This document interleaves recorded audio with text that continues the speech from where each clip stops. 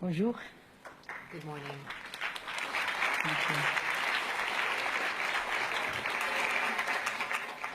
Mesdames et messieurs, Ladies and gentlemen, honorable audience, to begin, I would like to thank the founder of the Oslo Freedom Forum, Mr. Thor Halvorsen, for inviting me to this important human rights event.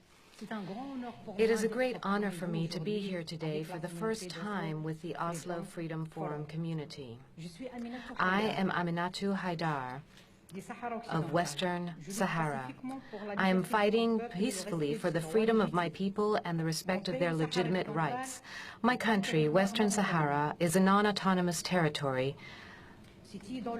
It is located in the northwest of Africa. It is surrounded by Morocco to the north, Mauritania to the south, Algeria to the east, and the Atlantic Ocean to the west. The people of Western Sahara are known for their moderate practice of Islam and their values of peace, cultural openness, and tolerance. Women occupy an incredibly important place in Sahrawi society. Western Sahara was colonized by Spain for a century. In the early 60s, the UN began demanding the right to self-determination for the Sahrawi people in accordance with Resolution 1514, adopted in 1960 by the UN General Assembly.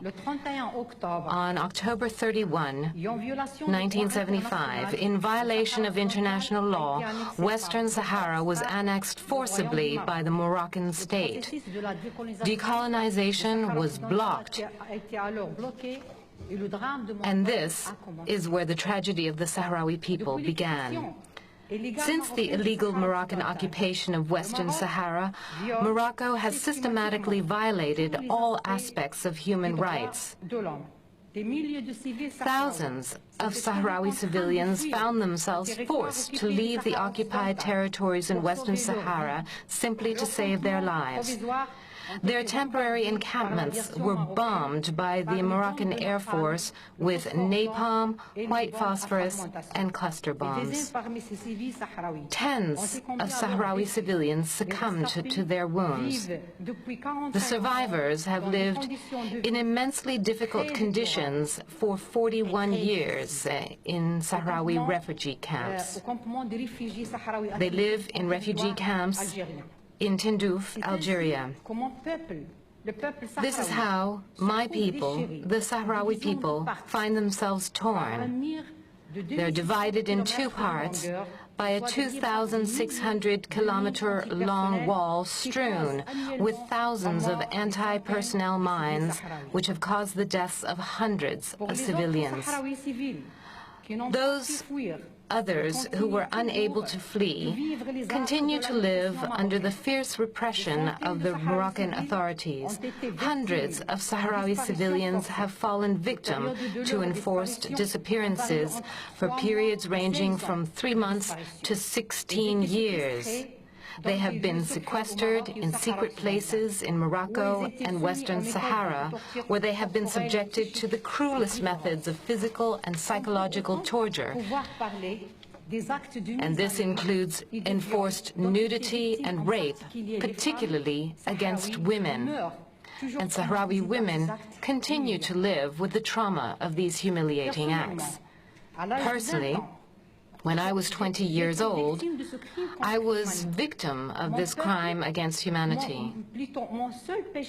My only sin was to have organized a peaceful demonstration in favor of independence for my country during the visit of a UN commission in Sahara.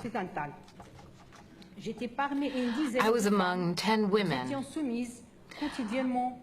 Over the course of nearly 4 years, we were subjected daily to the most atrocious forms of torture.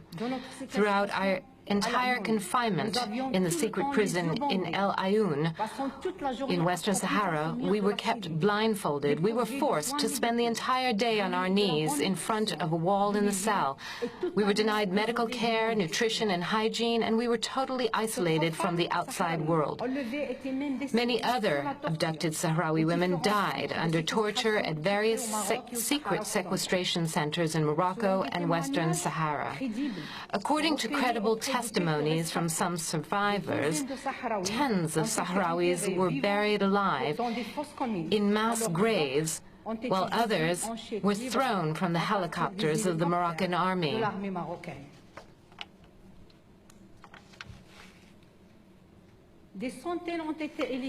Hundreds were arrested illegally and sentenced with no hope of a fair trial. To date, more than 50 Sahrawi activists are behind bars in deplorable detention conditions. Furthermore, there are still hundreds of Sahrawis missing. Honorable audience, my people, the Sahrawis, struggle today in their civil and peaceful resistance to obtain their right to self-determination, independence, and respect of their legitimate rights. Despite the peaceful nature of their popular resistance, and despite appeals by foreign governments and numerous international human rights organizations, despite all of this, Morocco consistently fails to honor its commitments concerning the respect of human rights in Western Sahara. Thus, the systematic and excessive use of force is still practiced by the Moroccan authorities to suppress peaceful Sahrawi protesters, as you can see in the video.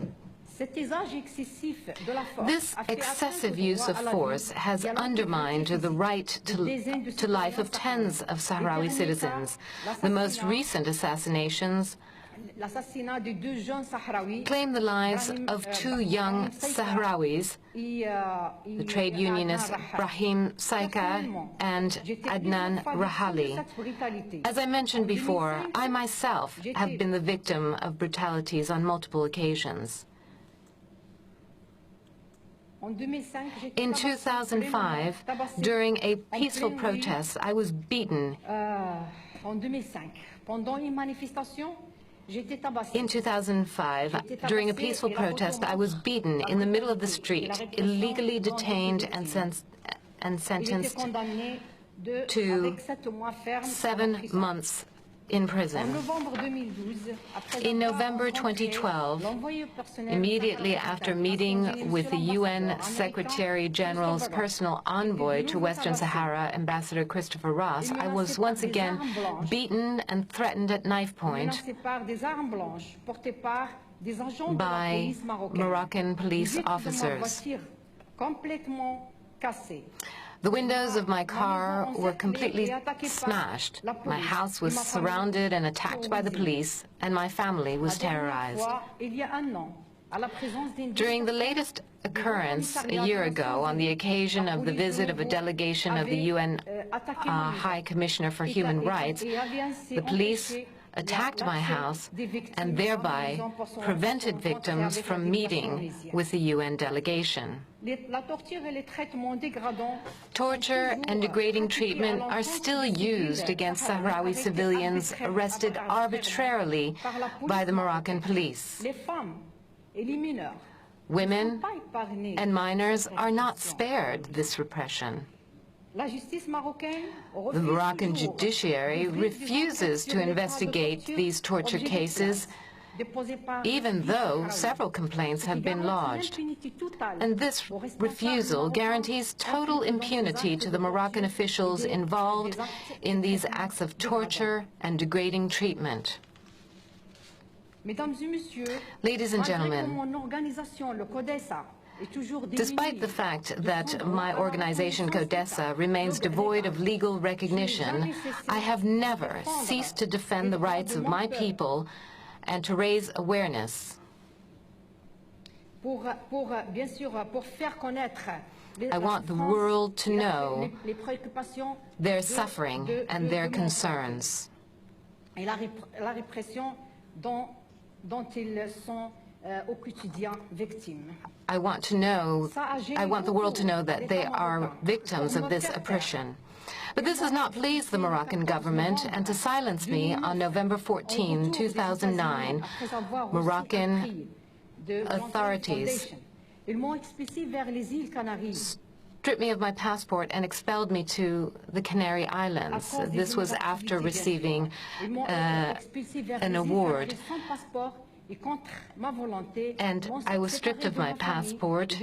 I was not able to contact my family or my children. And this is where I began a hunger strike, which lasted 32 days. I wanted to protest this illegal expulsion.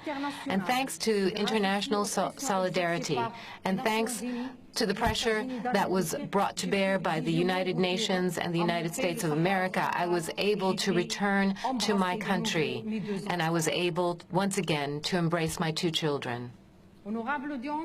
Honorable audience, in Western Sahara, the socio-economic rights of the Sahrawi people are flouted by Morocco. Mineral and fishery resources of Western Sahara are pillaged and illegally exploited by the Moroccan state and its Western partners without any benefits to the Sahrawi people and without their consultation. Finally, given the gravity of human rights violations in the occupied territories, given the poor living conditions of the Sahrawis, given that the United Nations mission for the referendum in Western Sahara does not have a mandate to protect human rights in Western Sahara, and given the military and media siege on Western Sahara maintained by Morocco, which does not allow international observers access to this territory, given this, I am calling a solemn appeal to the Oslo Freedom Forum community to promote values of peace and tolerance in the occupied territories of Western Sahara. May the participants of this important conference join me in defending the right of my people to freedom and guaranteeing the respect of our right to self-determination. I would like to see peace not only in Western Sahara and in the entire world. I would like to thank you from the bottom of my heart. I would like to thank the organizers of this event. I would kindly like to thank the interpreters and the donors. Thank you so much.